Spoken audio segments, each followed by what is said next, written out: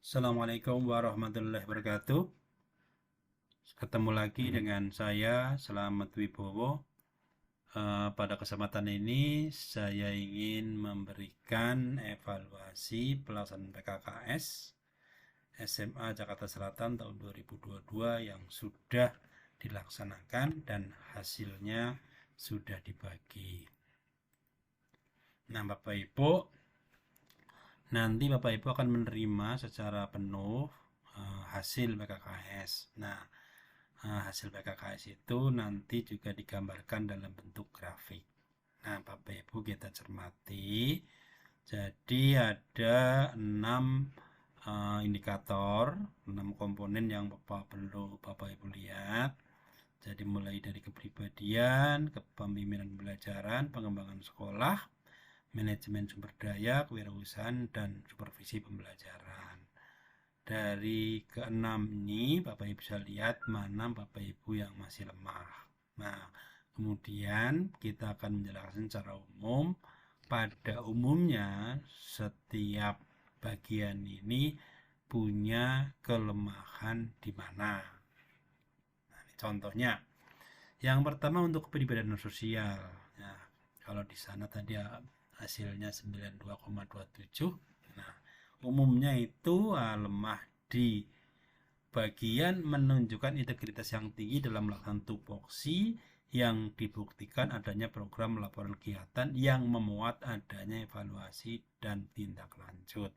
Nah, sebenarnya di sini hanya diminta satu yang kegiatan yang berhubungan dengan kepribadian dan sosial yang sudah dilakukan oleh sekolah.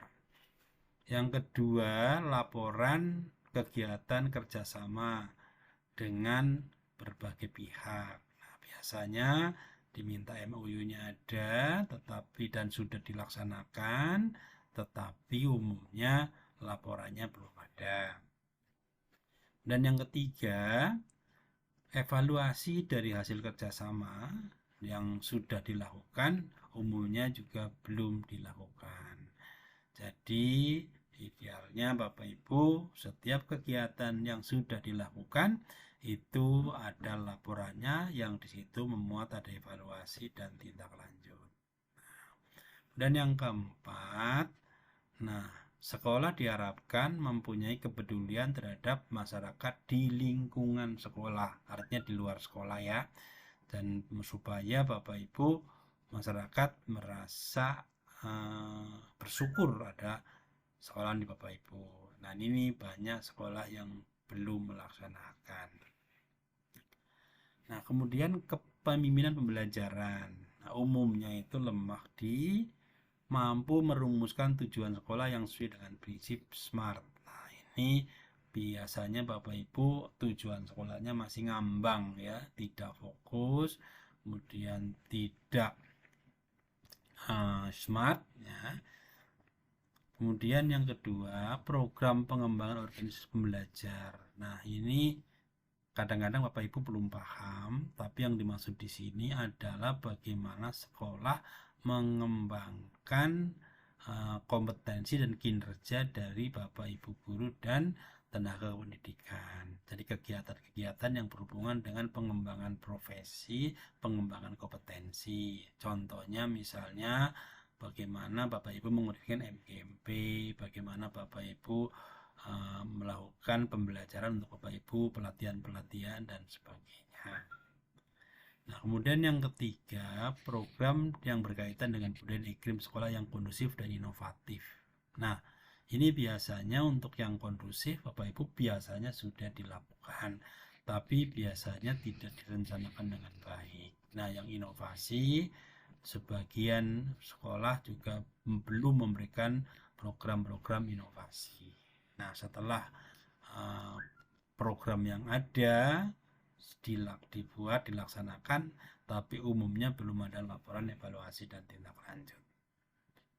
Nah, kemudian yang keempat, tersedianya dokumen evaluasi kurikulum.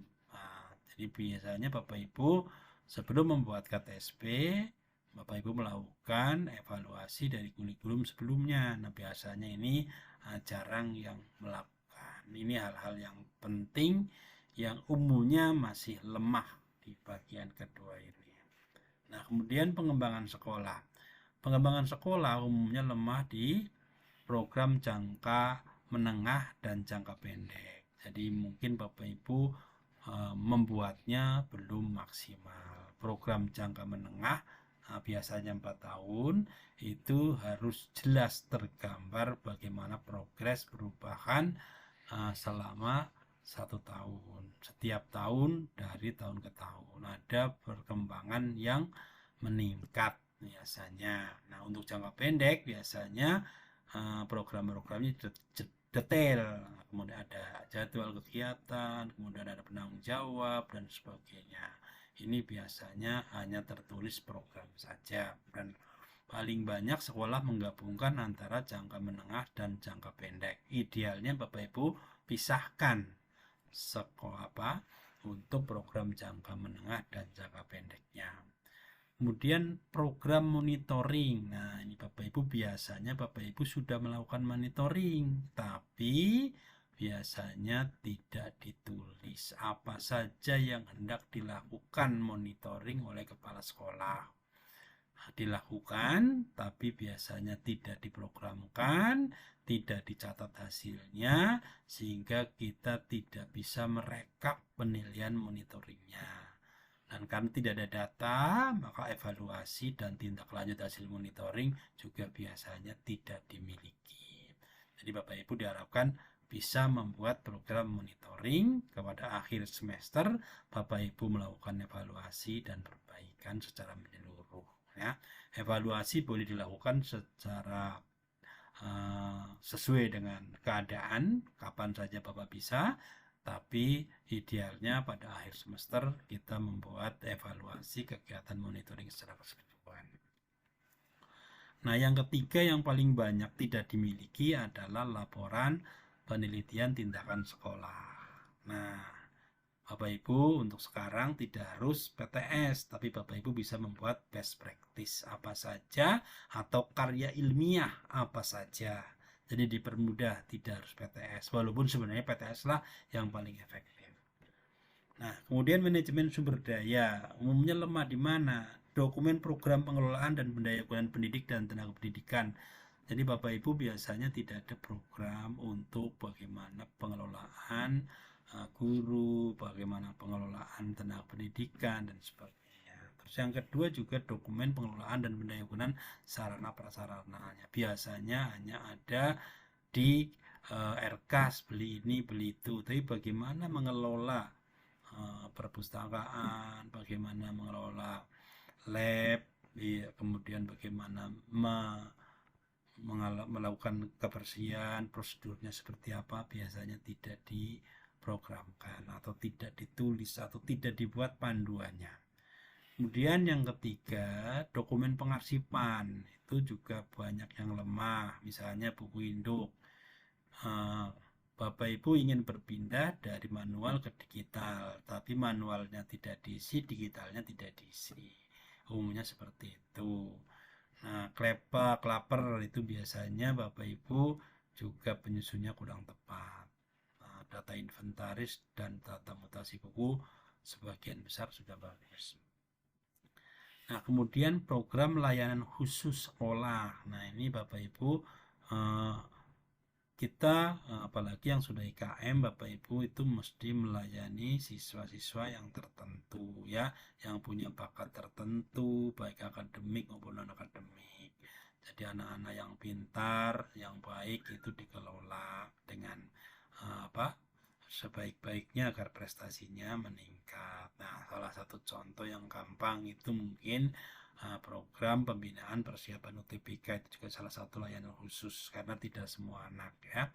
Kemudian untuk pelatihan-pelatihan ekstrakurikuler pada tertentu, kegiatan tertentu yang menjadi inovasi sekolah atau unggulan sekolah itu boleh dilakukan dalam bentuk layanan khusus.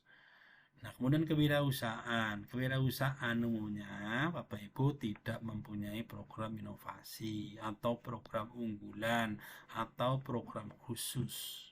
Nah, Kalau tidak ada programnya, ya biasanya laporannya nggak ada, evaluasinya nggak ada, tindak lanjutnya tidak ada. Kalau ada programnya, biasanya juga belum ada laporan evaluasi dan tindak lanjut. Jadi Bapak Ibu kalau bisa setiap sekolah punya program inovasi atau branding masing-masing sekolah atau program unggulan yang ditonjolkan sehingga sekolah itu dikenal oleh masyarakat secara khusus. Kemudian yang kedua, hasil angket pendidik, tenaga pendidikan dan siswa sebagian rendah. Itu walaupun tidak semua, tentunya banyak sekolah yang sudah bagus, tapi kalau Bapak Ibu melihat hasil kewirausahaannya rendah, salah satu disebabkan karena hasil angket. Hasil angketnya meliputi apa saja, banyak hal, ya misalnya keteladanan, semangat, kerja keras, disiplin, percaya diri, pantang menyerah, mempunyai kemampuan inovasi, kreativitas, membangun budaya silaturahmi, kekeluargaan, itulah yang ditanyakan oleh warga sekolah. Kemudian yang 6, di bagian supervisi ini adalah bagian yang sangat penting, tapi masih banyak juga yang belum dilaksanakan dengan baik. Apa saja program supervisi? Bapak Ibu mesti punya program supervisi yang menjelaskan apa itu supervisi, bagaimana pelaksanaan, apa saja sasarannya, tujuan dan sebagainya. Nah, Bapak Ibu membuat. Nah, kemudian pelaksanaan prasupervisi. Jadi Bapak Ibu dokumentasikan juga sebelum Bapak Ibu melakukan supervisi, maka dipanggil gurunya menggunakan instrumen persiapan pembelajaran atau RPP atau modul. Bapak Ibu komunikasi dan jika ada kekurangan diperbaiki. Nah, kemudian pelaksanaan supervisi sebagian tidak semua guru. Kalau bisa setiap satu semester itu dilakukan untuk semua guru. Yang keempat, pelaksanaan pasca supervisi. Jadi menyampaikan hasil sekaligus diskusi. Bagaimana tadi juga menyampaikan apa yang perlu diperbaiki, apa yang sudah bagus dan apa yang sudah yang perlu diperbaiki. Nah, bagaimana memperbaikinya, Bapak Ibu kepala sekolah atau supervisornya bisa sampaikan. Kemudian rekap hasil supervisi biasanya belum lengkap. Nah, kemudian analisis hasil supervisi Bapak Ibu juga belum melakukan biasanya. Nah, ini Bapak Ibu bisa lakukan analisis hasil supervisinya sehingga kita bisa membuat tindak lanjut hasil supervisi. Oke, Bapak Ibu, ini ke-6-6-nya sudah kita bahas. Nah, sekarang kita akan lanjut dengan membaca hasil angket. Nah, hasil angket yang bagus ya kira-kira gambarannya seperti ini. Nilainya di atas 3,7 itu bagus ya. Nah, kalau semua komponen cukup tinggi berarti atau seimbang berarti dari tim penilai yang 3 orang itu, kemudian angket guru di tenaga pendidikan dan kesiswaan semuanya bagus. Nah, ini berarti sekolah ini cukup baik. Nah, hasil angket di atas 3,5 menunjukkan respon guru yang baik, tenaga pendidikan dan siswa yang positif. Nah, hasil angket di atas 3,75 menunjukkan yang sangat positif ya, walaupun mungkin di sini paling tinggi 3,71. Bapak Ibu yang mencapai angka 3,75 berarti responnya sangat baik. Nah, kemudian hasil PKKS baik tetapi respon siswa rendah. Ini secara umum sebenarnya cuma lumayan bagus ya. Tapi ada satu komponen siswa yang rendah. Ini salah satu contoh. Nah, oleh karena itu Bapak Ibu perlu, kalau respon siswanya rendah, berarti Bapak Ibu kepala sekolah disarankan kembali aktivitasnya, keteladanannya, komunikasi, bimbingan, perhatian terhadap peserta didik. Perlu ditingkatkan. Nah, kemudian dari hasil tim penilai ini juga agak rendah, 3,6. Kemudian responnya sebenarnya cukup bagus ya, di atas 3,5. Kalau untuk respon itu sudah dipandang bagus. Kemudian hasil penilaian rendah menunjukkan kinerja kepala sekolah rendah, dokumen pelaksanaan evaluasi perlu ditingkatkan. Kemudian hasil timnya cukup rendah dan respon angket juga rendah. Ini Bapak Ibu kalau dapat yang seperti ini Bapak Ibu perlu juga evaluasi diri ya. Hasil PKKS sangat dipengaruhi oleh hasil angket. Totalnya nanti walaupun mungkin hasilnya tidak terlalu jelek dari tim penilai, tapi kalau hasil angketnya rendah, maka hasil terakhirnya juga rendah. Hasil angket yang rendah disarankan kepala sekolah untuk melihat kembali aktivitas terhadap guru, tenaga pendidikan, dan siswa. Ya, keteladannya, kemampuan komunikasi, hubungan, bimbingan, dan sebagainya. Nah, ini ada juga yang seperti ini. Tim penilai rendah dan respon angket juga rendah. Ya, ini rendah semua Bapak Ibu ya. Jadi kalau begitu ini harus banyak diperbaiki. Bapak Ibu yang mendapatkan nilai seperti ini perlu evaluasi diri di tindak lanjutnya ya. Perlu peningkatan kinerja kepala sekolah, dokumen perencanaan, pelaksanaan, dan evaluasi. Karena untuk melihat hasil penilaian yang rendah. Kemudian untuk meningkatkan respon hasil angket, maka kepala sekolah perlu melihat kembali aktivitas, keteladanan, komunikasi, hubungan, bimbingan, perhatian terhadap guru, tenaga pendidikan, dan peserta didik. Nah, ini Bapak Ibu contoh-contoh kondisi yang ada dari grafik hasil angket. Nah, sekarang setelah Bapak Ibu nanti membaca seperti apa hasil Bapak Ibu, kita perlu menindaklanjuti. Yang pertama, Bapak Ibu perlu mengembangkan manajemen transformasi. Jadi Bapak Ibu diharapkan sekarang itu harus melakukan perubahan-perubahan di sekolah. Nah, manajemen transformasi sering pula disebut dengan manajemen perubahan. Jadi Bapak Ibu harus mengelola perubahan itu. Merupakan pendekatan alat teknis dan proses pengelolaan sumber daya untuk membawa organisasi dari keadaan sekarang menuju keadaan yang baru yang diinginkan agar kinerja organisasi lebih baik. Jadi Bapak Ibu tentunya kinerja sekolah meningkat. Dalam organisasi, perubahan itu meliputi individu, tim organisasi, struktur, proses, pola pikir, dan budaya kerja. Ini banyak yang Bapak Ibu harus ubah ya untuk melakukan perubahan secara menyeluruh. Baik personalnya, individunya, atau bagaimana Bapak Ibu membuat timnya, kemudian struktur organisasinya bagaimana Bapak menyusun, dan prosesnya yang paling penting adalah pola pikir dan budaya kerja di sekolah Bapak Ibu. Nah, ini misalnya kondisi sekarang, kemudian ada perubahan dan ada kondisi baru yang diinginkan. Ini saya berharap Bapak Ibu setiap saat, setiap tahun Bapak Ibu selalu melakukan perubahan menjadi lebih baik. Nah, untuk mencapai yang diinginkan ada faktor yang kuat yang menghambat. Faktor yang menghambat itu perlu dikelola agar menjadi faktor pendorong perubahan. Ini grafiknya kondisi saat ini, kemudian visi yang ingin dicapai di sini.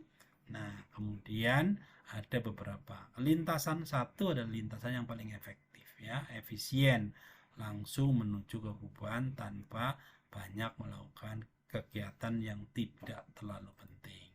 Nah, 2, 3, dan 4 itu lintasan yang tidak efektif dan tidak efisien. Sedangkan yang 5 itu merupakan contoh manajemen perubahan yang tidak mencapai sasaran. Jadi Bapak Ibu melakukan perubahan tapi tidak tercapai.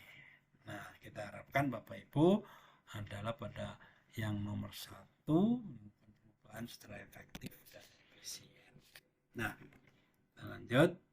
Tujuannya apa? Yang pertama, mengupayakan ada proses perubahan berlangsung dalam waktu yang relatif cepat dengan kesulitan yang seminimal mungkin. Bersikap positif pada perubahan. Jadi Bapak Ibu harus mendorong semua warga sekolah untuk mengurangi resistensi terhadap perubahan, meningkatkan daya inisiatif dalam melakukan perubahan. Jadi Bapak Ibu harus mendorong semua pihak untuk melakukan inisiatif perubahan, meningkatkan motivasi berinisiatif dalam harapan yang tinggi. Ya, sekolah Bapak Ibu diharapkan punya cita-cita harapan yang tinggi yang perlu dicapai. Nah, sekarang manfaatnya, sekolah mampu beradaptasi dengan perubahan lingkungan internal maupun eksternal. Nah, jadi Bapak Ibu, sekarang dunia itu begitu cepat berubah, Bapak Ibu harus menanggapi, beradaptasi terhadap perubahan itu. Nah, kemudian sekolah mampu beradaptasi dan berprestasi serta dapat meningkatkan kemampuan guru dan jadi dalam mencapai tujuan. Jadi yang utama adalah bagaimana Bapak Ibu membangun kemampuan guru, bagaimana melakukan pembelajaran atau pendidikan sehingga peserta didik mempunyai prestasi yang optimal, dapat menjaga iklim sekolah untuk menjadi lebih terbuka dan jujur. Pola pengembangan dapat mempertahankan pencapaian mutu dan membuat seorang menjadi kebanggaan di sekolah mereka. Nah, harapannya dengan adanya transformasi perubahan, maka dapat mempertahankan pencapaian. Nah, kemudian Bapak Ibu, untuk mengembangkan itu, maka Bapak Ibu perlu meninjau kembali tentang visi dan misi sekolah, supaya sesuai dengan tuntutan perubahan yang sekarang terjadi. Jadi visi adalah cita-cita bersama pada masa yang akan datang.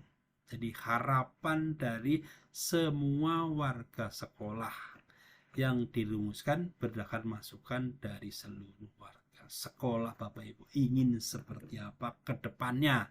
Jadi visi itu tidak hanya ditulis untuk hiasan. Kemudian perumusan supervisi perumusan visi bagaimana? Visi bukan fakta. Jadi kondisi yang sekarang itu tidak apa, kurangnya seperti apapun tidak ada masalah. Tapi Bapak Ibu punya harapan ideal ke depan yang ingin diwujudkan. Visi dapat memberikan arahan juga, sekolah mau ke sana, maka ada arahan, dorongan untuk meningkatkan kinerja, mencapai tujuan tersebut.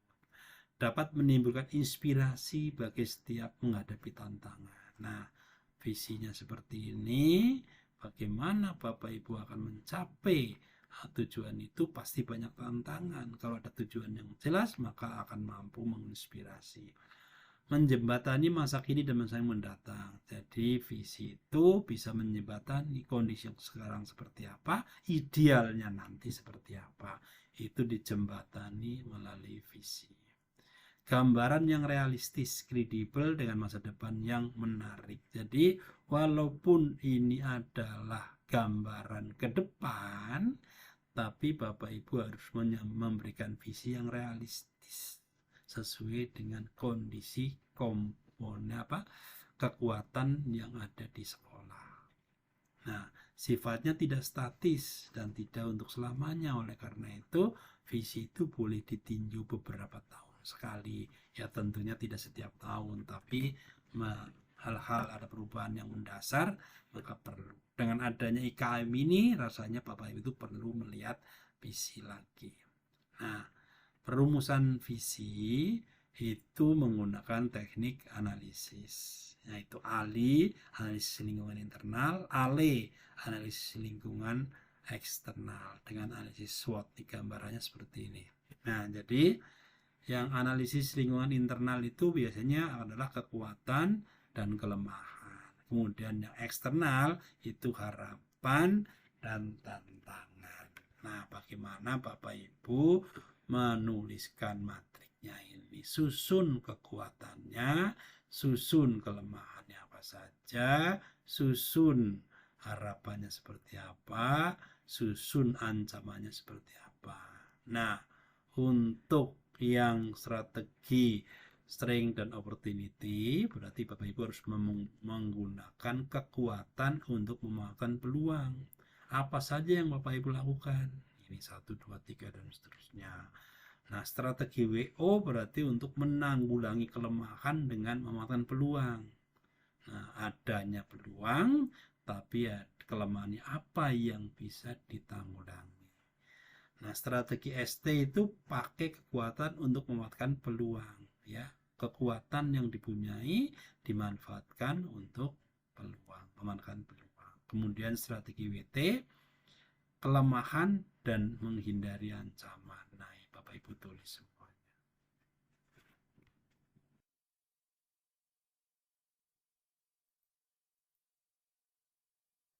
Nah, kira-kira SWOT itu adalah strength, weakness, opportunity, dan threat.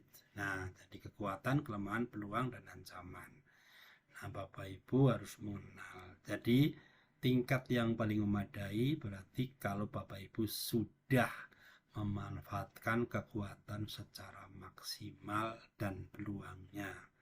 Kalau kesiapannya masih kurang, berarti masih Bapak Ibu banyak ada kelemahan dan ada ancaman.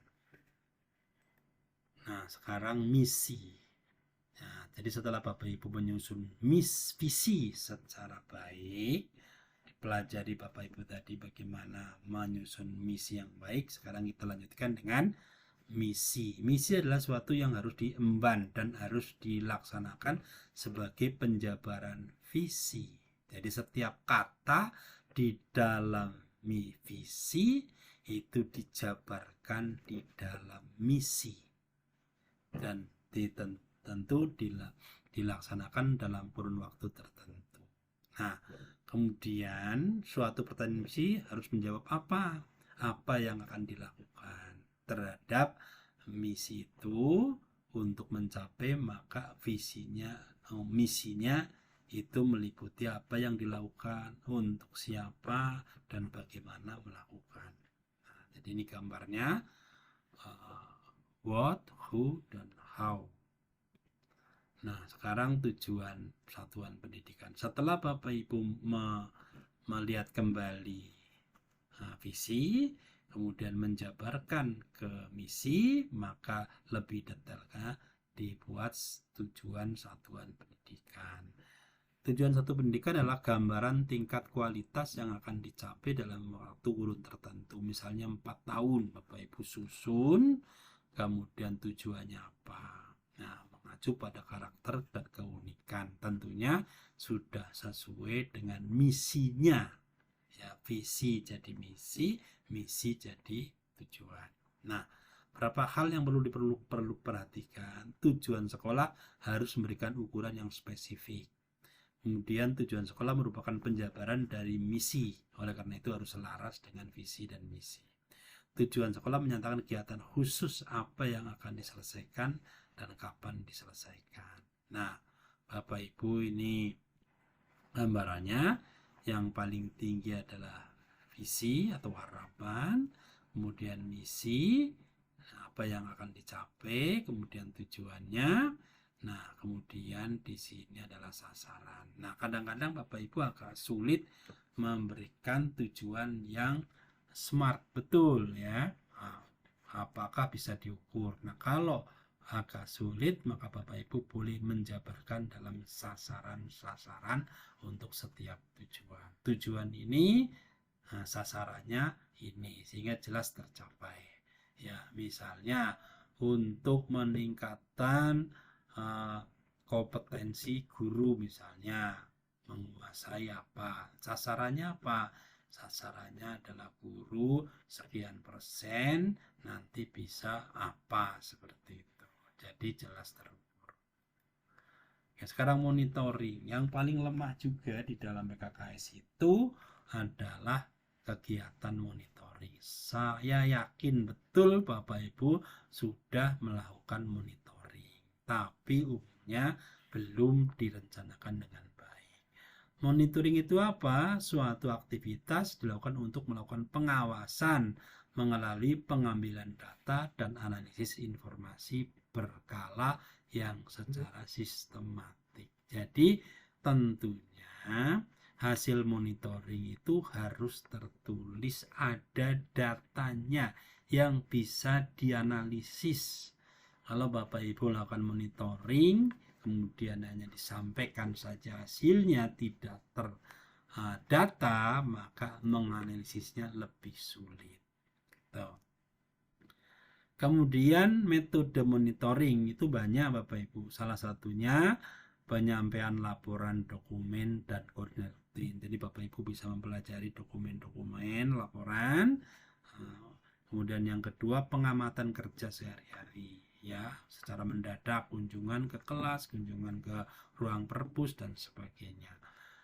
Asesmen eksternal, jadi menggunakan penilaian dari pihak internal juga boleh.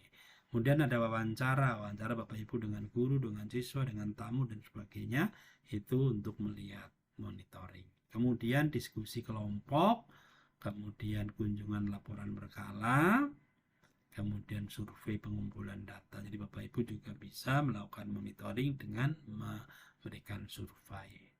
Nah, kemudian pengamatan Bapak Ibu bagaimana teman-teman bekerja, bagaimana kondisi lingkungan, kebersihan, keindahan dan sebagainya, bagaimana anak-anak itu beraktivitas dan sebagainya, itu di dalam salah satu metode monitoring menggunakan pengamatan. Nah, sekarang evaluasi. Evaluasi adalah suatu pengumpulan data dan menganalisis informasi tentang efektivitas dari suatu tahap keseluruhan program. Jadi adalah pengumpulan data informasi. Evaluasi dilakukan dalam rangka pengendalian mutu, Bapak Ibu, yang perlu dicamkan untuk mengendalikan mutu sebagai bentuk akuntabilitas penyelenggaraan program. Jadi program itu sudah dijalankan, maka perlu dievaluasi mana yang sudah baik, mana yang belum. Hasil evaluasinya yang akan ditindaklanjuti tentunya bagian-bagian yang belum baik.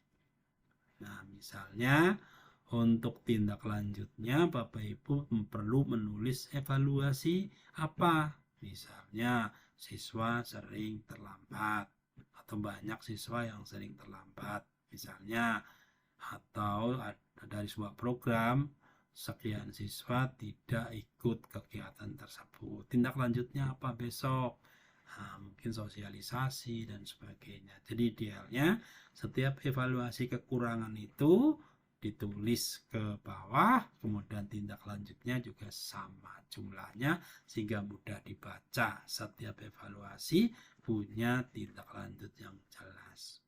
Nah, kemudian untuk yang sangat perlu ditingkatkan hasil evaluasi PKKS yang satu, Bapak Ibu, perlu penyusunan kegiatan atau program kegiatan atau proposal atau panduan kegiatan untuk setiap kegiatan. Nah, minimal Bapak Ibu di dalam program itu atau dalam proposal itu atau dalam panduan itu ada pendahuluan, ada tujuan, ada dasar hukum dan ada pelaksanaan, rencana pelaksanaan. Bapak Ibu tulis apa yang mau dilakukan, termasuk siapa yang melaksanakan, timnya siapa, kapan, bagaimana, termasuk juga biayanya. Nah, itu bisa dicantumkan di dalam rencana pelaksanaan. Nah, kalau Bapak Ibu sudah punya program kegiatan, sudah dilaksanakan, maka perlu adanya laporan kegiatan. Jadi dilaksanakan setiap kegiatan. Nah, kalau Bapak Ibu sudah punya panduan, proposal atau program sebuah kegiatan, itu mudah. Bapak Ibu tinggal mengubah sedikit. Pendahulunya sama, tujuannya sama, dasar hukumnya sama. Nah, pelaksanaannya melihat, membandingkan bagaimana menceritakan apa yang sudah dilakukan, apakah sesuai atau tidak dengan rencana. Nah, evaluasi ini berarti membandingkan rencana yang ada di program dengan rencana pelaksanaannya, di mana kelemahannya, yang kurang itu apa, ditulis, kemudian ditulis evaluasinya dan ditulis tindak lanjutnya. Nah, kemudian penutup dan lampiran. Lampirannya apa saja? Ada daftar hadir, ada foto, ada daftar panitia, dan sebagainya. Nah, kalau memang ada keuangan yang perlu dilaporkan, boleh dilakukan. Nah, jadi yang sangat penting di dalam penyusunan laporan ini itu adanya evaluasi. Evaluasi itu untuk apa? Untuk digunakan untuk perbaikan kegiatan ke depan. Jadi kalau ada kekurangan tahun ini, kemudian ada tindak lanjutnya tahun depan masih perlu dilakukan kegiatan yang sama, maka kekurangannya bisa diperbaiki. Kalau kemudian ternyata program itu tidak bisa berjalan, tidak efektif, atau tidak bermanfaat, maka evaluasinya berarti program itu tidak perlu dilakukan tahun depan. Ya, jadi itu pentingnya adanya laporan kegiatan. Jadi laporan kegiatan itu bukan berarti Bapak Ibu menyampaikan laporan kegiatan ke yayasan atau ke atasannya, bukan ya, tapi untuk kepentingan intern Bapak Ibu sekolah sendiri bagaimana memanage kegiatan-kegiatan itu supaya ke depan lebih baik. Nah, kemudian Bapak Ibu untuk persiapan PKKS tahun depan, Bapak Ibu mencoba menyiapkan, melengkapi yang tahun kemarin Bapak Ibu sudah lakukan. Nah, kalau Bapak Ibu sudah punya silakan diupload. Kalau merasa punya tapi belum bagus, diperbaiki. Kalau belum punya, coba dibuat untuk yang sudah dilakukan kemarin. Yang pertama, upload program sekolah jangka menengah 4 tahun yang sudah dimiliki atau sudah diperbaiki atau sudah dibuat. Yang kedua, upload program sekolah jangka pendek untuk yang tahun yang sudah berlalu 2122, yang sudah dimiliki atau diperbaiki atau baru dibuat pun boleh. Upload minimal 1 contoh program kegiatan sekolah yang dianggap baik, ya, yang terbaik. 5 terbaik, ya, silakan diupload sebagai contoh. Kemudian upload minimal 1 contoh laporan kegiatan sekolah yang dianggap baik. Jadi syukur programnya dengan laporannya matching, tapi berbeda pun tidak apa-apa. Kemudian upload program monitoring kepala sekolah. Nah, kita harapkan ini bisa Bapak Ibu lakukan agar punya pengalaman dan boleh juga untuk persiapan PKKS bulan Desember, karena sekarang sudah bulan Maret.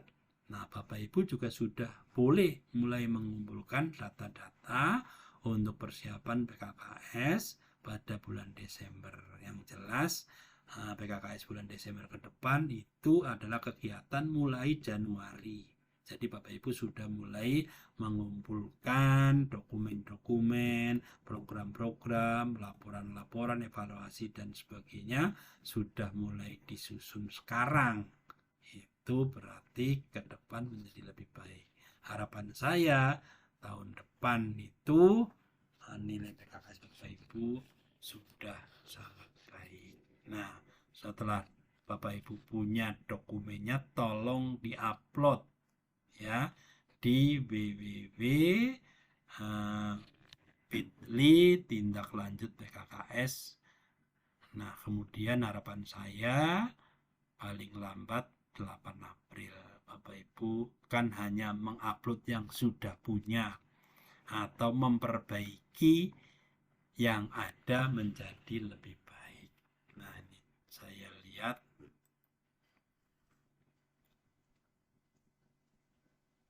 Nah, ini Bapak Ibu upload ke sini Bapak Ibu ya. Untuk yang binaan paket 21, Bapak Ibu sudah saya siapin SMA 70 dan seterusnya.